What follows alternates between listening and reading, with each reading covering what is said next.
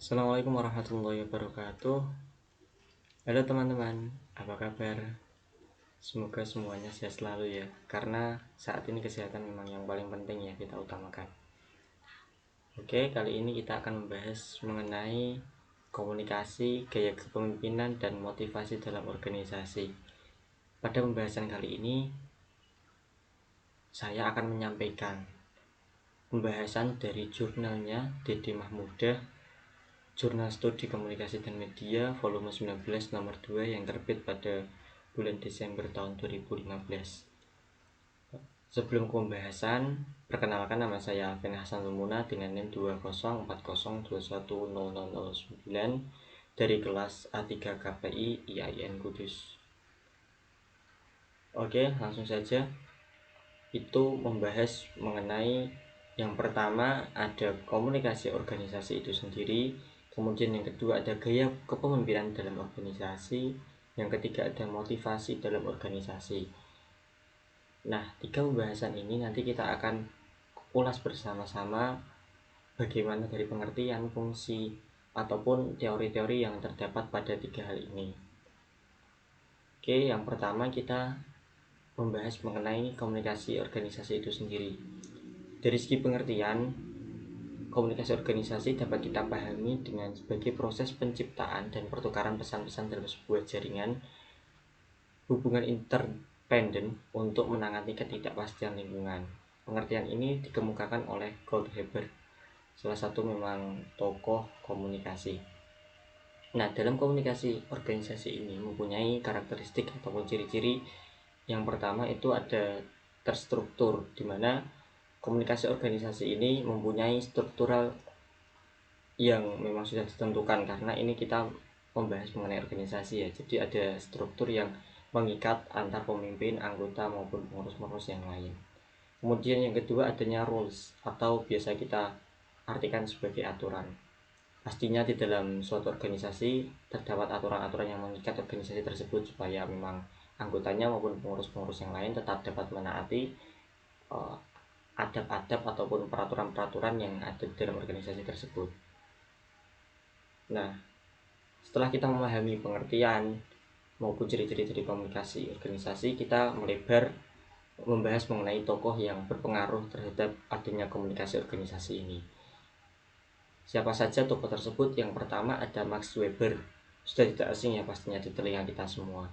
Yang kedua ada Frederick Taylor, yang ketiga ada Henry Fayol. Nah, nama Henry Fayol ini saya garis bawahi karena memang pada pembahasan kali ini kita lebih condongkan atau lebih kita kerucutkan pada teori dari Henry Fayol. Karena dari ketiga teori tokoh-tokoh tersebut, teori yang dikembangkan oleh Henry Fayol lah yang memang dianggap sebagai teori yang baik, yang memiliki kelebihan dibanding teori yang lain, dan sangat berjasa dalam pengembangan komunikasi organisasi sampai saat ini. Nah, selanjutnya ini ada suatu ilustrasi yang menggambarkan teori dari Fayol. Fayol itu memberikan solusi yang biasa disebut dengan komunikasi lintas saluran. Pada komunikasi lintas saluran ini, individu-individu di dalam organisasi tersebut dapat melintasi jalur fungsional.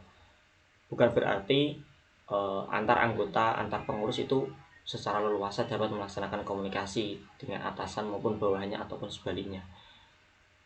Namun ada beberapa kondisi yang harus dipenuhi dalam menggunakan Fayol ini supaya tetap dalam koridor yang sudah ditentukan dalam organisasi tersebut, tidak keluar dari koridor yang sudah ditentukan. Yang pertama, setiap pegawai, kita sebut pegawai ya, atau bisa kita sebut juga anggota. Setiap pegawai ataupun anggota itu harus meminta izin terlebih dahulu kepada atasan langsung.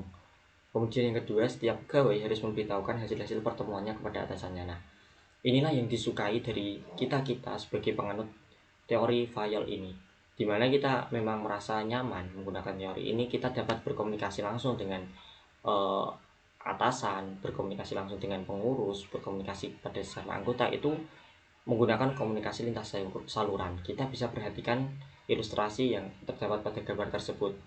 Ada tulisan A sampai dengan beberapa huruf lainnya, B, C, D, E, F, G, dan lain sebagainya. Nah, pada abjad P itu tertera panah, seharusnya jalur komunikasinya itu melalui H, D, B, kemudian ke A, C, turun ke G, dilanjutkan N, baru bisa komunikasi atau informasinya dari P baru bisa sampai ke Y. Nah, inilah yang memperlama adanya komunikasi. Nah, Fayol ini mengumpulkan pendapat bahwa bisa seorang P ini bisa melangsungkan komunikasi dengan Y tanpa melewati H, D, B, A, dan sebagainya. Tapi dengan catatan tadi, seorang P itu harus tetap izin terlebih dahulu kepada atasan, berarti harus izin kepada si A. Yang kedua, si P itu harus memberitahukan hasil-hasil ketika apa yang sudah dibicarakan dengan Y itu diberitahukan kepada teman-teman yang lain, khususnya pada atasannya. Nah, teori inilah yang saat ini dikembangkan dan juga dikaji di berbagai komunitas, di berbagai kampus, itu teori yang Fayol ini. Nah, pembahasan selanjutnya ini mengenai konsep kepemimpinan. Kalau kita sudah berbicara tentang konsep itu sangat luas sekali ya cakupannya. Nah, sebelum membahas lebih lanjut mengenai konsep dari kepemimpinan ini, kita harus mengetahui dulu hal-hal yang berkaitan dengan kepemimpinan. Yang pertama itu, kepemimpinan itu merupakan suatu pemahaman umum tentang manusia dan juga kehidupan sosial, dan saran-saran tentang cara yang paling memberikan manfaat itu seperti apa, dan juga membumi tentang kepemimpinan. Artinya di sini bahwa kepemimpinan itu merupakan suatu ilmu yang mempelajari tentang manusia dan juga kehidupan sosial, dan kepemimpinan itu akan bermanfaat untuk memberikan saran-saran tentang cara-cara yang terbaik yang paling memberikan manfaat dan juga paling membumi tentang kepemimpinan. Nah, kepemimpinan ini wajib ataupun suatu ilmu yang penting sekali kita lakukan, penting sekali kita pelajari. Yang kedua, kepemimpinan itu mempelajari pendekatan-pendekatan leadership yang merekomendasikan hal-hal yang tidak biasa dan tidak bersifat kekuasaan. Kepemimpinan ini jangan diartikan sebagai ilmu yang mempelajari tentang kekuasaan, ilmu yang mempelajari tentang hal-hal yang biasa. Tapi kepemimpinan ini merupakan suatu ilmu yang mempelajari tentang pendekatan-pendekatan kepemimpinan itu sendiri yang menyarankan tentang hal-hal yang tidak biasa. Jadi ketika kita belajar kepemimpinan, kita akan mengetahui cara-cara yang tidak biasa yang bisa dilakukan, cara-cara yang di luar pemikiran dari teman-teman kita, tetapi masih dalam koridor itu tidak menjadi kekuasaan kita ya. Nah, dua hal itu dapat kita uraikan. Yang pertama, ide-ide tentang leadership. Maksudnya adalah leadership ini atau kepemimpinan ini merupakan cara pandang kita terhadap masa lalu, masa kini, dan masa yang akan datang. Masa lalu kita jadikan evaluasi, masa kini kita jalankan, dan masa yang akan datang kita jadikan sebagai rencana, kita planning dari sekarang supaya nantinya kedepannya itu dapat berjalan dengan baik. Yang kedua, yakni seorang dapat mewujudkan impian jadi sesuatu yang nyata. Nah, di sini kepemimpinan ini merupakan suatu ilmu yang nantinya dapat kita jadikan pijakan bagaimana cara mewujudkan impian ini menjadi sesuatu yang nyata, sesuatu yang dapat kita realisasikan sehingga dapat dinikmati orang banyak. Kemudian yang ketiga, kepemimpinan ini membahas mengenai apa sebab seseorang dapat menjadi pemimpin. Nah, pembahasan selanjutnya ini mengenai gaya kepemimpinan secara umum, secara dasar sekali. Ini dikemukakan oleh MC Gregor yang mengatakan adanya teori X dan juga teori Y terhadap kepemimpinan. Nah, yang pertama ini mengenai teori X. Teori X ini mengatakan bahwa melihat manusia sebagai suatu mesin yang memang memerlukan pengendalian dari luar, menganggap orang itu sebagai alat produksi. Nah, di sini kita bisa umpamakan sebagai manusia itu suatu anggota organisasi. Jadi teori X ini mengatakan bahwa kepemimpinan itu yang suatu mesin yang memang mesin tersebut menganggap bahwa orang-orang atau anggota-anggota di dalam organisasi tersebut sebagai alat produksi, di mana mereka bisa memproduksi itu karena dimotivasi oleh suatu ketakutan ataupun hukuman, ataupun mereka butuh akan uang, juga butuh rasa aman dari ketakutan tersebut. Seperti itu. Kemudian kalau teori Y ini memandang bahwa manusia itu sebagai organisme yang memang sedang tumbuh, sedang berkembang, sedang melakukan pengendalian terhadap diri sendiri, bertugas, mengatur, mengelola, dan lain sebagainya. Itulah yang dimaksud dari teori Y.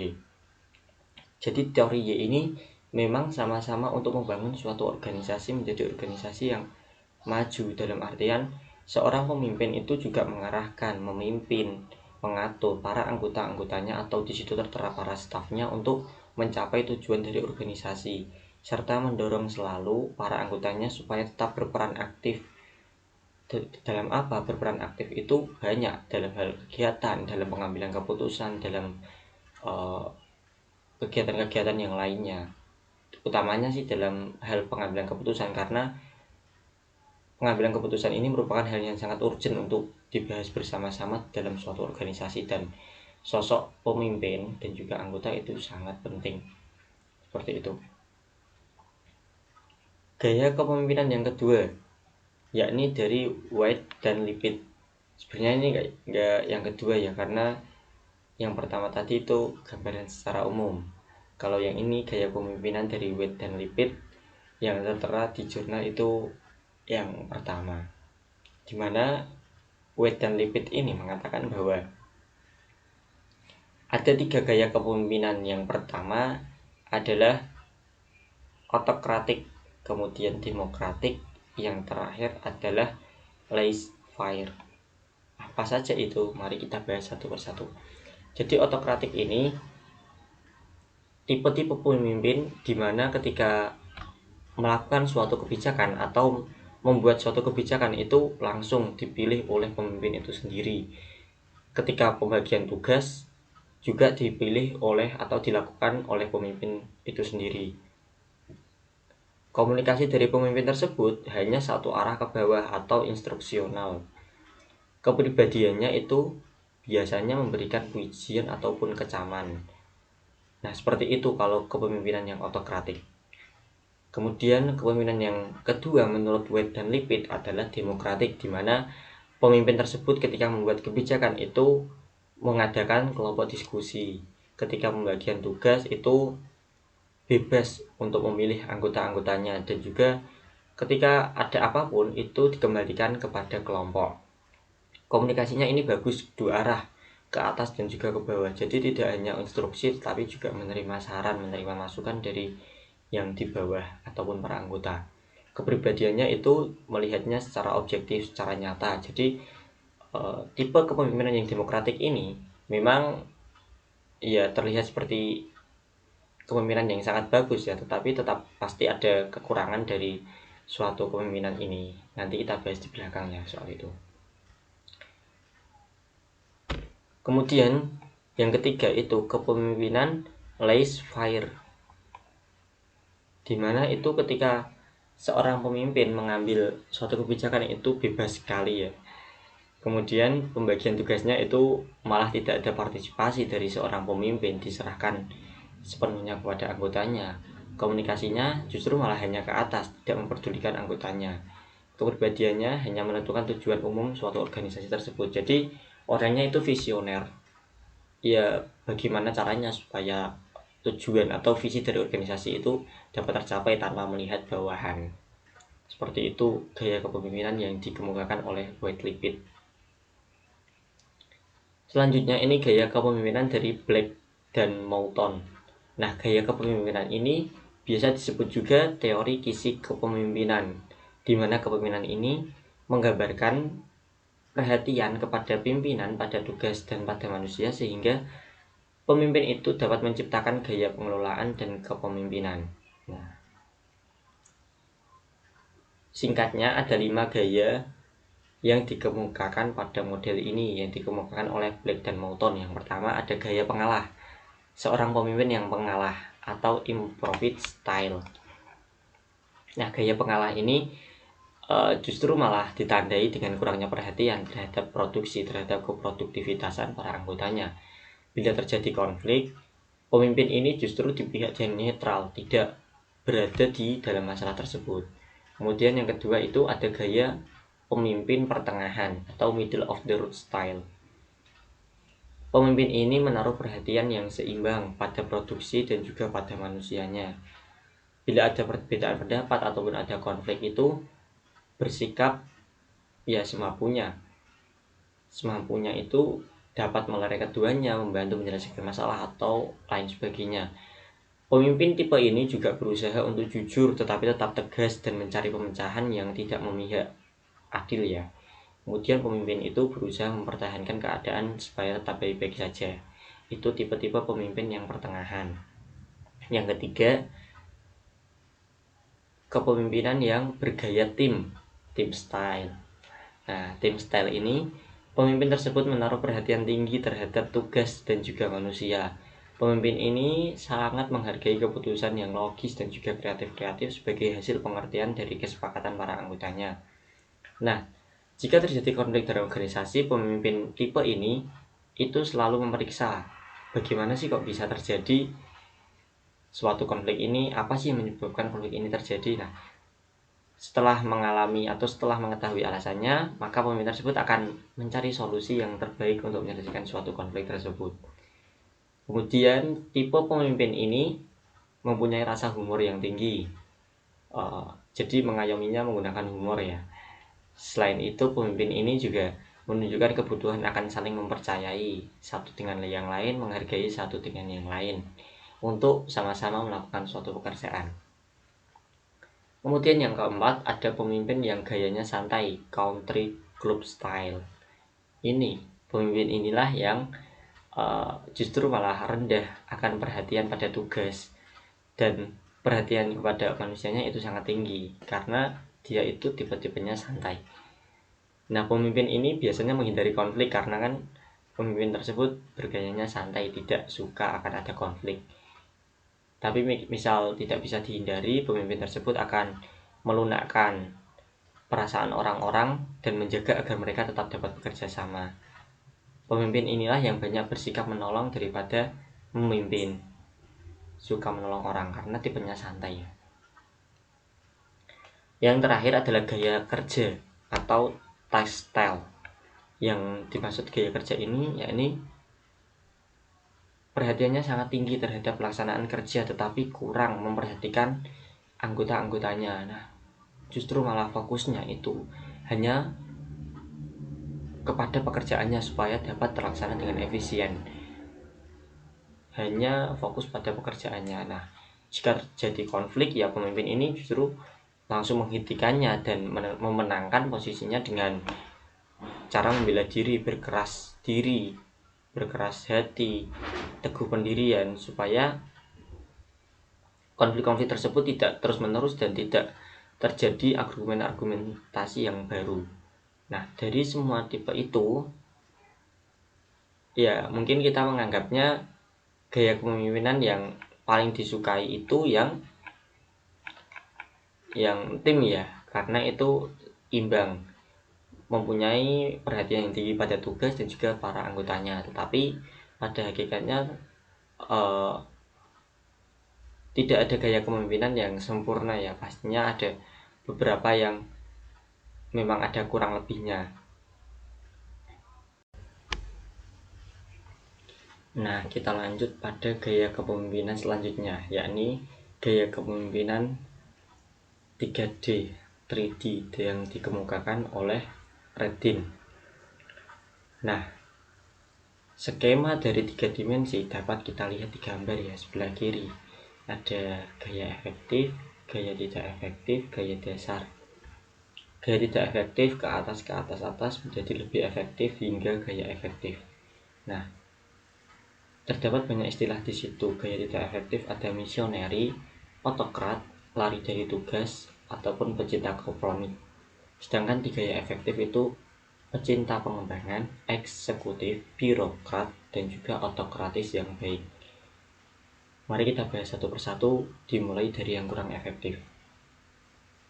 Gaya kepemimpinan yang kurang efektif yang pertama yakni pemimpin yang misioneri. Di sini berarti dapat kita lihat di tabel sebelah kanan ya. Misioneri itu adalah pemimpin yang santai, penolong tetapi lemah. itu kurang efektif. Kemudian kita lanjut di pemimpin yang otokrat. Otokrat itu pemimpinnya kaku, diktator, dan juga keras kepala. Selanjutnya yakni pemimpin yang lari dari tugas. Ini sangat kurang efektif ya, pemimpin yang seperti ini. Lari dari tugas itu pemimpin tersebut tidak ada rasa keterlibatan dalam suatu organisasi tersebut, semangatnya rendah, kemudian sulit untuk ditebak, sulit untuk diramalkan apa yang sedang dipikirkannya. Gaya kepemimpinan kurang efektif yang selanjutnya yakni pemimpin yang suka akan kompromi.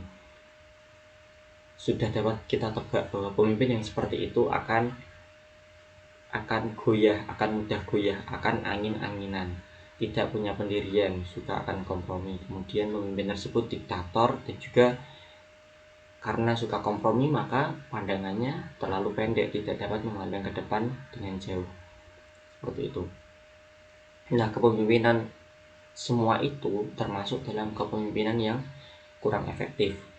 Meskipun ketika dijalankan itu ada beberapa yang dapat tetap berjalan dengan baik. Kita bergeser pada gaya kepemimpinan yang efektif ataupun lebih efektif. Nah, yang pertama yakni pemimpin yang cinta akan pengembangan.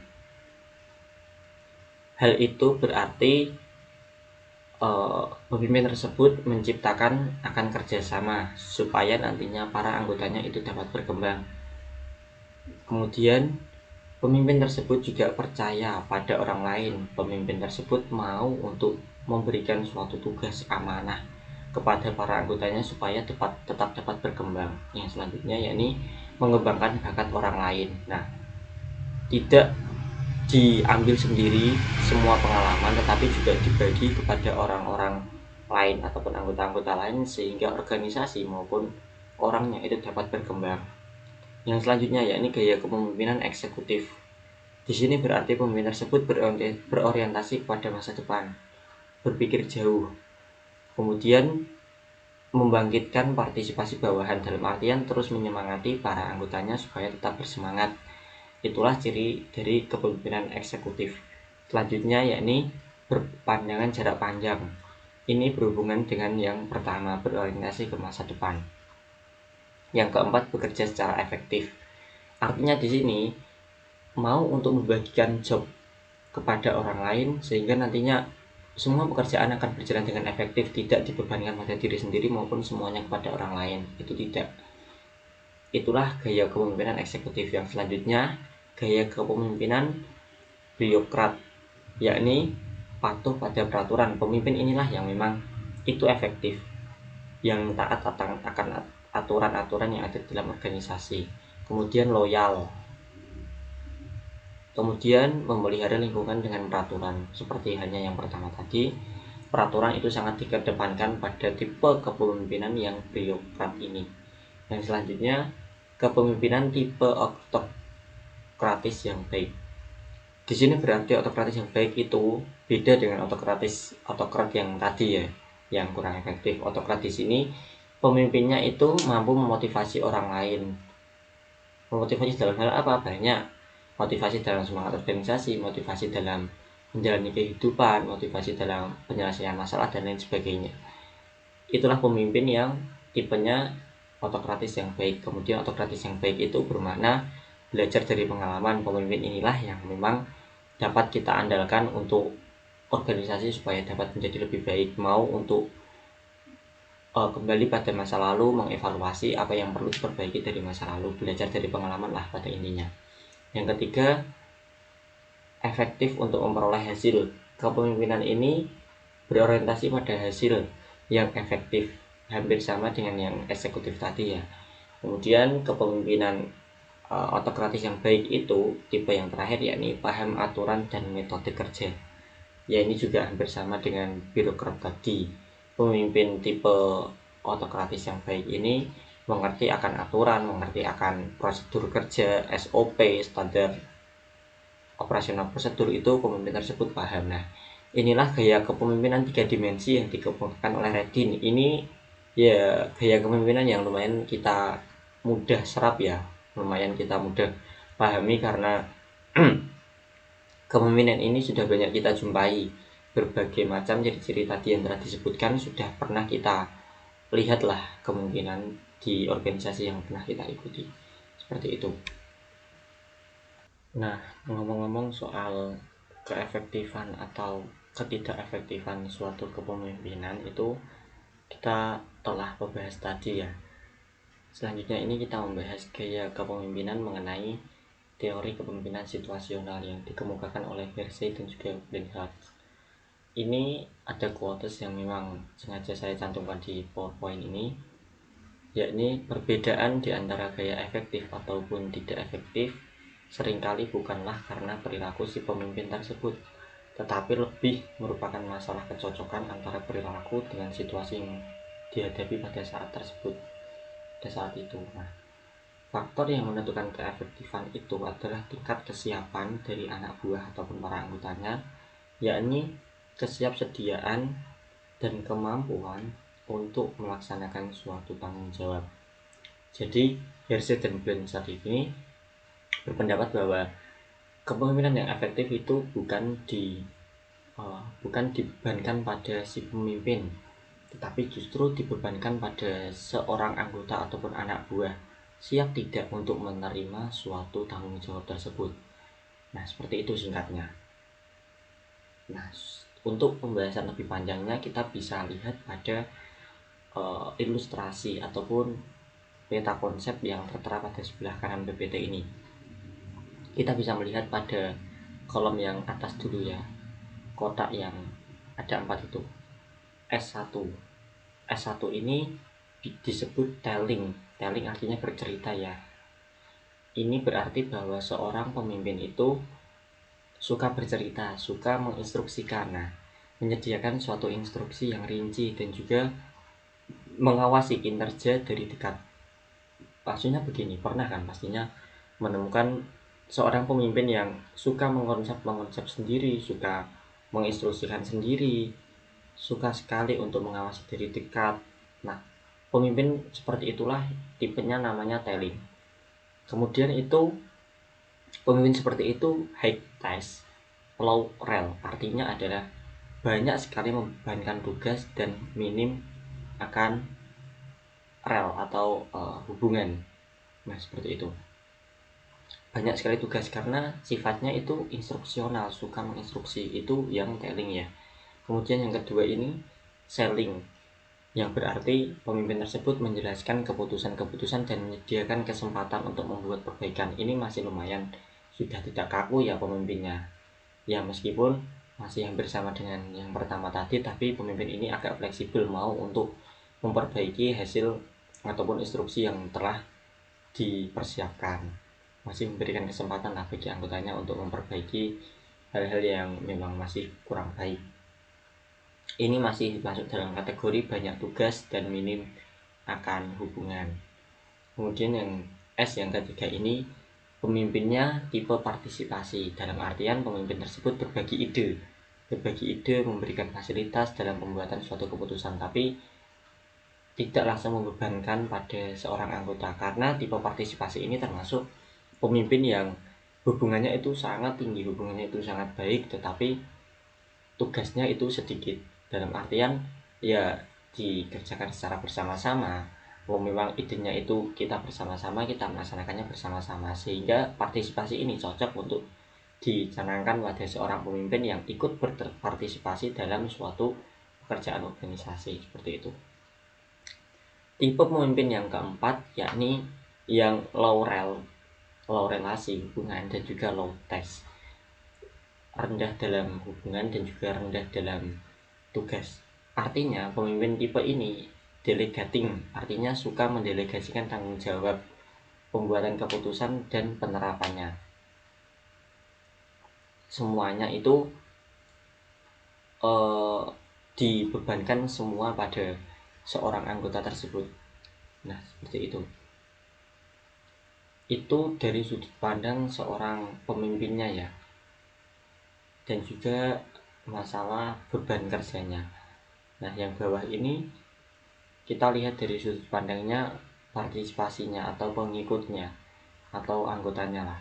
Yang pertama ini ada R1. Ini masuk kategori rendah ya. Yakni anggota itu tidak mampu dan tidak mau untuk melaksanakan tugas karena tidak adanya kepercayaan diri di dirinya. Nah, seperti itu. Berarti anggota tersebut itu sangat rendah untuk peduli terhadap pemimpinnya. Yang kedua, tipenya moderat, masih tengah-tengah.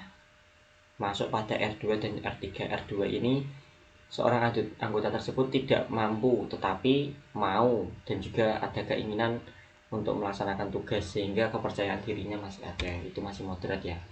Yang ketiga, mampu tapi tidak mau, tidak aman.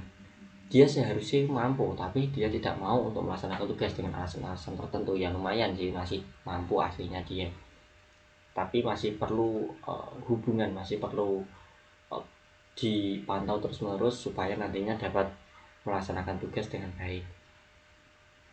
Kemudian R4 ini yakni seorang anggota tersebut mampu dan juga mau mempunyai kepercayaan diri untuk melaksanakan tugas yang diberikan pemimpinnya. Nah, mana yang baik, tipe pemimpin mana yang baik, kita kembali lagi tidak ada kepemimpinan yang 100% itu baik, tidak ada. Misalnya pemimpin itu masuk pada kategori S4, itu sukanya untuk menyuruh-nyuruh saja, menyuruh anggotanya, mendelegasikan semua tanggung jawab kepada anggotanya. Itu ketika menemui partisipan yang R1 yang memang tidak mempunyai kepercayaan diri, itu akan hancur, itu akan bubar, tidak cocok. Tetapi ketika menemukan partisipan ataupun anggota yang tipenya R4, dia itu mampu, dia suka, dia percaya diri ketika dikasih tugas, maka pemimpin yang tipenya S4 itu cocok dengan partisipan yang R4. Nah, seperti itu. Sebaliknya, ketika pemimpinnya itu tipe S1, tipe yang suka mengerjakan hal itu sendiri, hanya menyiapkan instruksi-instruksi kecil, mengawasi tipe tingkat, itu cocoknya pada yang R1, yang dia itu butuh bimbingan, yang dia itu butuh masukan motivasi untuk kepercayaan diri. Seperti itu, saling melengkapi lah intinya pada kepemimpinan yang situasional ini. Kemudian tipe kepemimpinan selanjutnya yakni 4 sistem yang dikemukakan oleh Likert. Kepemimpinan 4 ini sudah jelas ya, 4 gaya yang dikemukakan. Nah, 4 gaya ini melihat dari beberapa variabel kepemimpinan, motivasi, komunikasi, interaksi, pengambilan keputusan, menentukan tujuan, pengendalian, dan juga pada kinerjanya. 8 variabel inilah yang digunakan dasar Likert untuk membuat 4 gaya. Yang pertama yakni penguasaan mutlak, penguasaan semi mutlak, penasihat, pengajak, serta. Mari kita bahas satu persatu. Tipe kepemimpinan yang penguasaan mutlak itu artinya gaya ini sama dengan teori X tadi MC Gregor, bahwa manusia itu sebagai mesin.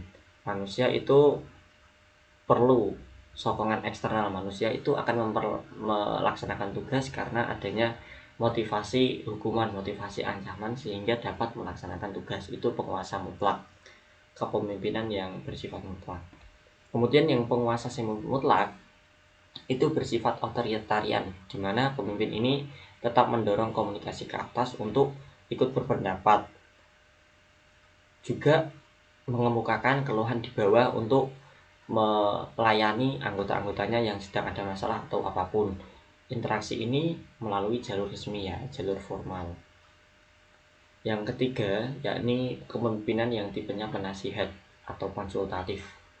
Nah, gaya ini melibatkan interaksi yang cukup sering-sering menasihati para anggotanya ya. Jadi pemimpin ini tipe yang suka menasihati, juga moderat, informasi berjalan dengan baik, baik ke atas maupun ke bawah. Manajer dari kepemimpinan ini sangat besar kepercayaannya, meskipun memang tidak dapat dipercayai secara mutlak. Yang keempat, tipe kepemimpinan yang pengajak serta atau partisipatif. Gaya ini amat sportif, sangat baik. Informasi ini berjalan ke segala arah.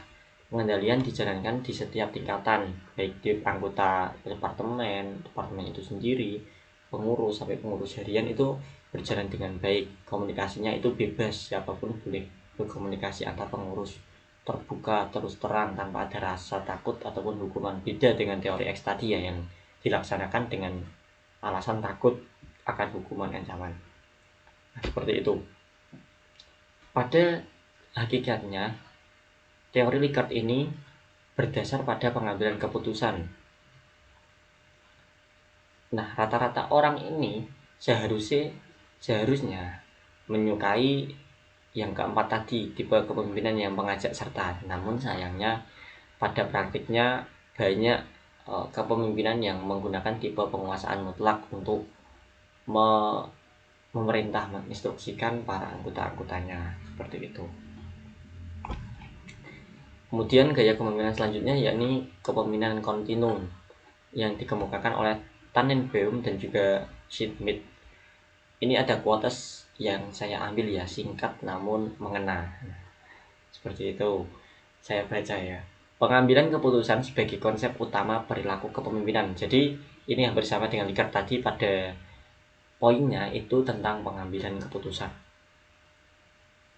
Ada penyerta selain pengambilan keputusan. Yang pertama itu mengenai mengumumkan, dalam artian gini, kepemimpinan itu ciri khasnya adalah adanya suatu keputusan yang diputuskan oleh suatu pemimpin.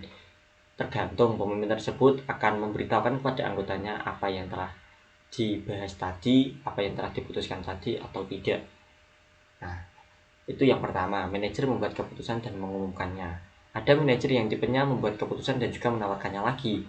Manajer itu membuat keputusan, besok kita mengadakan acara pada hari ini. Nah, kalian bagaimana? Ada saran? Nah, itu tipe yang kedua, manajer membuat keputusan dan menawarkannya. Yang ketiga, manajer itu mengemukakan keputusannya dan memberi kesempatan untuk mempertanyakannya. Misalnya, kita ada agenda pada tanggal ini. Menurut kalian ketika tanggal itu kita cocok gak sih membuat kegiatan ini? Nah, itu mempertanyakan kepada para audien. Ada kepemimpinan yang tipenya seperti itu. Yang keempat, manajer itu mengemukakan keputusan sementara yang masih dapat diubah. Ya hampir sama sih dengan yang tadi, cuman ini malah lebih fleksibel tambah. Sudah mempunyai keputusan, tetapi masih memberikan kesempatan jika ada saran-saran itu dapat diubah. Seperti itu. Nah, selanjutnya manajer itu menentukan beberapa batasan dan meminta bawahan untuk membuat keputusan. Ini sangat menghargai atau sangat mengagungkan para partisipan. Sangat menghargai partisipan dalam artian partisipan itu diberi kelonggaran untuk memberikan saran-saran, tapi masih dengan batasan para pemimpinnya. Batasan-batasan jangan sampai keluar dari rel yang dibahas. Ketika sudah, nanti dapat diputuskan bersama-sama.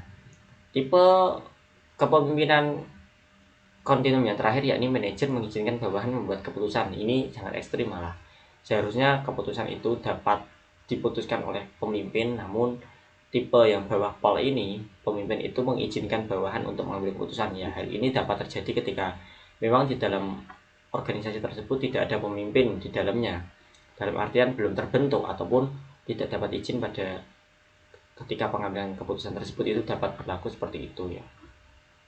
Nah, dari 1, 2, 3, 4, 5, 6 ini, dari 6 macam manajer ini mana yang paling baik? Selalu ya saya tekankan atau saya tanyakan seperti ini. Kembali lagi, ini tidak ada yang baik, tapi kalau kita boleh berkomentar ya memang baiknya itu komunikasi itu dilakukan dengan baik, dalam artian ketika adanya keputusan itu kita mengumumkannya ke publik.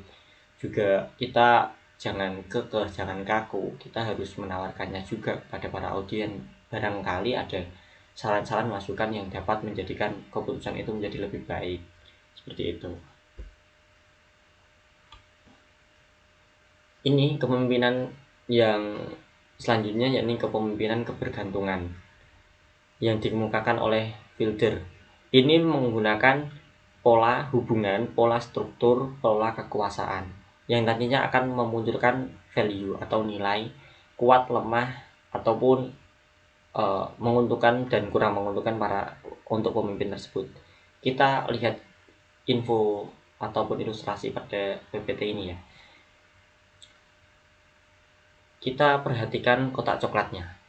Hubungannya jika baik, kemudian strukturnya itu terstruktur, kekuasaannya itu kuat, maka value-nya itu akan semakin kuat sekali, atau poin 1.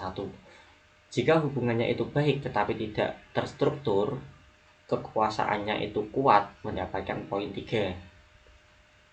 Sebaliknya, ketika baik, tidak terstruktur, dan kekuasaannya itu lemah, tidak dipegang secara betul-betul, maka value-nya itu 4, dan seterusnya. Apalagi kalau hubungannya itu buruk, strukturnya itu tidak terstruktur, kekuasaannya posisi itu lemah, maka value yang didapat dari kepemimpinan tersebut sangat lemah atau 8, dan itu sangat merugikan bagi pemimpin tersebut.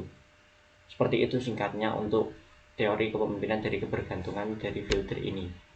Itu dapat kita pahami ketika kita berada di dalam organisasi yang itu struktural, itu ketuanya aktif, itu hubungannya baik, itu akan menimbulkan value yang lebih. Itu sangat menguntungkan para pemimpinnya, seperti itu. Itu tadi mengenai gaya kepemimpinan. Yang selanjutnya ini kita membahas mengenai motivasi organisasi ya. Ya, motivasi itu merupakan suatu dorongan, pastinya sudah pada tahu ya definisi motivasi ini. Suatu dorongan supaya seseorang itu dapat melaksanakan atau tidak melaksanakan sesuatu. Nah, motivasi ini dalam komunikasi itu memang yang sering dibicarakan, sangat penting memang. Selain di hal komunikasi, manajemen kepemimpinan itu juga membicarakan tentang motivasi, tak lain yakni motivasi di dalam organisasi ini. Nah, motivasi itu berkaitan dengan seseorang mencurahkan tenaganya, seseorang itu mau untuk berkontribusi, seseorang itu mau berkorban baik mental maupun fisik, baik material maupun material, dan juga berhubungan dengan mau tidaknya seseorang itu untuk melaksanakan sesuatu. Itulah motivasi. Motivasi yang di sini itu merujuk pada kondisi dasar yang mendorong adanya tindakan untuk melaksanakan atau menjalankan suatu organisasi. Maka dari itu motivasi ini mempunyai teori-teori yang ada 5. Teori ini yang pertama yakni teori hierarki Maslow. Nah, teori ini mengatakan bahwa suatu motivasi itu berkembang pada suatu hierarki, suatu tingkatan berturut-turut. Dan juga yang pertama itu motivasi merupakan suatu kebutuhan hidup, suatu kebutuhan untuk kita tetap semangat dalam melaksanakan hidup. Juga motivasi itu sebagai keselamatan dan keamanan, sebagai penghargaan diri. Seperti itu teori dari hierarki Maslow ini. Kemudian teori yang selanjutnya yakni teori ERG dari Altfer, di mana teori ini mengatakan bahwa teori ini hampir sama memang dengan yang pertama tadi hierarki, namun bedanya kalau hierarki itu ketika sudah mendapatkan motivasi maka itu sudah selesai. Namun ERG ini akan terus berlangsung, motivasinya akan terus masuk pada diri kita, sehingga diri kita itu akan menjadi lebih baik, lebih produktif, dan juga lebih kreatif. Tidak hanya pada ketika mendapatkan masalah, tetapi ketika sudah masalah itu selesai, motivasi akan terus berlangsung, karena itu memang kebutuhan fisiologis diri kita. Kemudian yang ketiga ada teori 2 faktor Herzberg, di mana motivasi ini justru dapat mengakibatkan ketidakpuasan, tapi juga dapat mengakibatkan kepuasan. Karena kita melihat fungsi dari motivasi ini 2 faktor, 2 jalur ya. Ini seperti itu kalau teori 2 faktor. Nah, selanjutnya yakni teori harapan Fromm, di mana orang itu akan termotivasi karena 3 prinsip, yakni perilaku akan menghasilkan harapan, kemudian hasilnya akan bernilai positif. Hasil positif itu dapat dicapai melalui usaha-usaha. Nah, motivasi itulah yang memang diinginkan seseorang untuk melaksanakan atau memperoleh sesuatu yang cukup besar. Yang bersangkutan itu akan mendapatkan dorongan untuk memperoleh yang diinginkannya. Bisa juga sebaliknya, jika harapan memperoleh hal yang diinginkan itu tipis, maka motivasinya itu juga rendah. Seperti itu teori dari harapan Fromm. Yang teori yang terakhir ini merupakan teori persepsi PES. Motivasi ini diartikan sebagai bagaimana seorang anggota itu menafsirkan lingkungan organisasi mereka itu. Nah, teori ini melihat berapa jauh harapan itu terpenuhi atau keinginan suatu anggota itu terpenuhi. Itu dilihat dari persepsi PES, peluang apa yang tersedia, kemudian berapa pemenuhan yang terjadi, bagaimana kinerja dari organisasi itu akan mempengaruhi motivasi diri pada anggota-anggota di organisasi tersebut. Nah, itulah sekelumit mengenai kepemimpinan, gaya kepemimpinan, komunikasi organisasi, motivasi organisasi yang terdapat pada jurnal yang telah saya resume menjadi PPT ini. Nah, pada akhirnya saya ucapkan sekian dan juga terima kasih. Semoga PPT ini bermanfaat untuk kita semua. Dan saya pribadi mohon maaf yang sebesar-besarnya apabila ada salah dalam tutur kata maupun perbuatan yang kurang enak dilihat ketika menyampaikan presentasi ini. Sekian dari saya. Wassalamualaikum warahmatullahi wabarakatuh.